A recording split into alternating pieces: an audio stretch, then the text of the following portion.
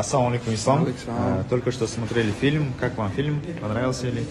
Да, очень хороший фильм, особенно для просмотра с семьей, с родителями и вообще со всеми. Очень хороший фильм, понравился. Ну, это еще нам напоминание очень хорошее, как мы должны относиться к своим родителям.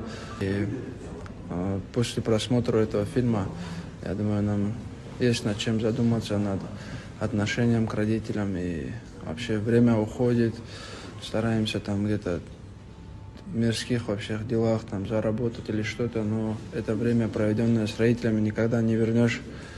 И я думаю, после просмотра этого фильма все задумаются и начнут больше времени уделять родителям, больше времени проводить с ними. Очень хороший фильм, всем советую посмотреть. Очень понравился, очень добрый фильм. Честно говоря, 2 раза даже на слезу пробило. Я думал, что все начнут надо мной смеяться, поэтому сдержал себя. Очень хороший фильм. Сняли хорошо. Такой, знаешь, как вот семейный, очень добрый. Такой, что сын вот так отвез маму в хадж. Конечно, очень хотелось бы.